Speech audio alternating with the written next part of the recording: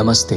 सुनो एफएम में आपका हार्दिक स्वागत है। यहाँ हर कहानी सिर्फ सुनी नहीं जाती, महसूस की जाती है। आज हम आपके लिए लेकर आए हैं हमारी पहली ऑडियो बुक सीरीज, जब तक मैं तुम्हें ढूंढ न लूं। ये कहानी है सारा, मैक्स और उनके 5 साल के बेटे एलेक्स की। एक खुशहाल परिवार, खूबसूरत सपने और एक ऐसी जिंदगी जो देखते ही देखते बदल जाती है। पिछले चैप्टर्स में हमने देखा कि इन्वेस्टिगेशन मरिया से शुरू होकर ईथन ब्रूक्स, एक अनजान लाश, एक ब्लैक BMW और खिलौनों से भरे रहस्यमयी कमरे से होते हुए ब्रिक के इलेक्ट्रॉनिक शोरूम तक पहुंच चुकी है।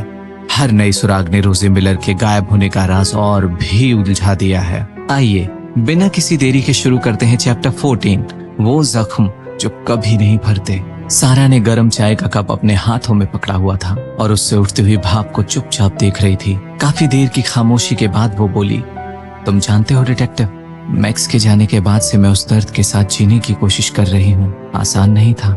ऐसे दिन भी थे जब मेरा उठने का मन नहीं करता था। अगर एलेक्स मेरी जिंदगी में नहीं होता तो शायद मुझे जीने की भी परवाह नहीं होती। एलेक्स ही मेरी हर सुबह उठने की वजह है, मेरी मुस्कान की वजह, मेरे आगे बढ़ने की वजह। मैं उसके लिए जीती हूँ और जब वो भी चला गया है, मुझे लगता है मैं फिर वहीं खड़ी हूँ जहाँ 5 साल पहले थी। अपनी जिंदगी के सबसे अंधेरे दौर में उसकी आवाज शांत थी, लेकिन हर लफ्ज में सालों का दर्द छुपा था। मैं और मैक्स हम बचपन से साथ पढ़े हुए थे, एक ही स्कूल, एक ही कॉलेज। सबसे अजीब बात ये थी कि हम हमेशा साथ थे, फिर भी हमें कभी एहसास नहीं हुआ कि हम एक दूसरे से प्यार करते हैं। फिर हमारे करियर्स हमें अलग देशों में ले गए। दूर रहकर ही हमें समझ आया कि हम एक दूसरे के लिए कितने जरूरी हैं। जब हम दोबारा मिले, हमने अपने दिल की बात कह दी। फिर हमने शादी की और अपने सपने साथ मिलकर बुनने लगे। MS फैशन भी उसी का आइडिया था। मुझे लगता था हम पूरी जिंदगी साथ रहेंगे। सारा ने गहरी सांस ली, लेकिन जिंदगी की कुछ और ही मर्जी थी। जिस दिन मैक्स की डेथ हुई, मैं उससे फोन पर बात कर रही थी। वो घर वापस आ रहा था। मैंने उससे कहा, मैक्स, मेरे पास तुम्हारे लिए एक बहुत अच्छी खबर है। उसने मुझसे पूछा, बताओ क्या है वो अच्छी खबर। मैंने कहा, नहीं, घर आ जाओ तब बताऊंगी। मैं उसे सरप्राइज देना चाहती थी। फिर मैंने एक जोर की टक्कर की आवाज सुनी। मेरा दिल रुक सा गया। मैं बस चिल्लाती रही, मैक्स, मैक्स, क्या तुम मेरी आवाज सुन सकते हो? लेकिन कोई जवाब नहीं आया। मुझे नहीं पता मैं उस पल से कैसे गुजरी। ऐसा लगा मेरी पूरी दुनिया टूट गई। सारा ने कप को और मजबूती से पकड़ लिया। उसकी आवाज धीमी हो गई। डेविड चुपचाप सुनता रहा। कुछ देर बाद उसने धीरे से पूछा, वो अच्छी खबर क्या थी? सारा ने खिड़की की तरफ देखा। MS फैशन को अपना पहला बड़ा इन्वेस्टर मिल गया था। हमने काफी मुश्किलें झेली थी। कई बार हमें समझ नहीं आता कि एम्प्लॉयज की सैलरी कैसे देंगे।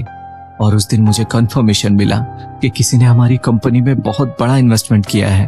वो ये खबर सुनने का हक रखता था। वो उदासी से मुस्कुराई। उसने एलेक्स की ड्राइंग को अपने सीने से लगा लिया। कमरे में फिर से सन्नाटा छा गया। डेविड ने कप की तरफ देखा। उसकी आंखें भी नम हो चुकी थी। कुछ पल बाद वो बोला, तुम जानती हो, मुझे हमेशा लगता था कि मेरा दर्द सबसे बड़ा है, लेकिन तुम्हारी कहानी सुनने के बाद मुझे एहसास हुआ कि दर्द की तुलना नहीं की जा सकती। मैक्स को खोना, फिर 5 साल तक खुद को संभालना और अब एलेक्स का गायब हो जाना, ये सब सुनकर मेरा दिल टूट गया। फिर भी तुम खड़ी हो, फिर भी तुम लड़ रही हो। उसने सारा की तरफ देखा। सारा ने धीरे से कहा, मुझे लड़ना ही होगा। डेविड ने सिर हिला दिया। कुछ देर बाद सारा बोली, डेविड, तुमने कहा था कि एक दिन तुम मुझे अपनी बेटी के बारे में बताओगे। डेविड कुछ पल खामोश रहा और फिर धीरे से बोलना शुरू किया। मेरी बेटी का नाम अलीसा था। जब वो सिर्फ 3 साल की थी तब मैंने उसे खो दिया। उस वक्त मैं एक बहुत खतरनाक सीरियल किलर के केस पर काम कर रहा था और मैं उसके बहुत करीब पहुंच गया था। शायद इसीलिए उसने मुझे नहीं, मेरे परिवार को निशाना बनाया। एक दिन जब मैं काम पर था और मेरी वाइफ घर पर एलिसा के साथ थी, कुछ लोग हमारे घर में घुस गए। मेरी वाइफ ने एलिसा को बचाने की पूरी कोशिश की, लेकिन उन लोगों ने उसे धक्का दे दिया और वो बेहोश हो गई। जब उसको होश आया, घर में सन्नाटा था। बोलते हुए डेविड की आवाज कांप गई। एलिसा जमीन पर पड़ी थी। 3 साल की मासूम बच्ची को उन दरिंदों ने बेरहमी से मार दिया था। जब मेरी वाइफ का फोन मुझे आया, मुझे कुछ याद नहीं कि मैं घर कैसे पहुंचा। मुझे सिर्फ इतना याद है कि मैं प्रार्थना कर रहा था कि ये सब झूठ हो, एक बुरा सपना हो। लेकिन जब मैंने अपनी बेटी को देखा, मेरी पूरी दुनिया खत्म हो गई। हमने गुनहगारों को पकड़ लिया, उन्हें सजा भी मिल गई, लेकिन एलिसा कभी वापस नहीं आई। उस सुबह जब मैं काम पर जा रहा था, अलीसा अपना टेडी बियर लेकर मेरे पास दौड़ी थी। उसने मुझे गले लगाया और कहा था, डैडी जल्दी घर आना। मैंने उसके माथे को चूमा और वादा किया था। मुझे बिल्कुल अंदाजा नहीं था कि वो आखिरी बार होगा जब मैं अपनी बेटी को देख रहा हूं। उसके बाद मैं टूट गया। मैं डिप्रेशन में चला गया। मेरा और मेरी वाइफ का रिश्ता भी नहीं बच सका। हमने एक दूसरे को और खुद को ही दोष देना शुरू कर दिया और आखिरकार डिवोर्स हो गया। मुझे फिर से पुलिस बैज पहनने और काम पर लौटने में लगभग 4 साल लग गए। लोग कहते हैं वक्त हर जख्म भर देता है, लेकिन सच ये है कि वक्त सिर्फ हमें दर्द के साथ जीना सिखा देता है। उसने सारा की तरफ देखा, इसलिए मैं एलेक्स को ढूंढना नहीं छोड़ूंगा। मैं जानता हूं अपने बच्चे को खोने का दर्द क्या होता है। सारा अपने आंसू रोक ना सकी।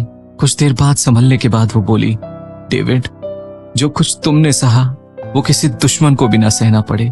इतने सालों से तुम ये दर्द अपने अंदर लेकर जी रहे हो, ये सोचकर ही दिल भर आता है। डेविड ने हल्की सी मुस्कान दी। ये कभी आसान नहीं होता, बस आदत सी हो जाती है उस खालीपन के साथ जीने की। दोनों कुछ देर तक चुपचाप चाय पीते रहे। बाहर आसमान में अनेक तारे चमक रहे थे। 2 टूटे हुए दिल, 2 लोग जो अपना सब कुछ खो चुके थे, लेकिन दोनों के पास एक ही उम्मीद थी कि कल का दिन उन्हें एलेक्स तक एक कदम और करीब ले जाएगा। कुछ देर बाद दोनों ने एक दूसरे को गुड नाइट कहा और कुछ ही देर बाद थकान और बेचैनी से भरी हुई इस रात में दोनों की आंखें धीरे धीरे बंद हो गईं।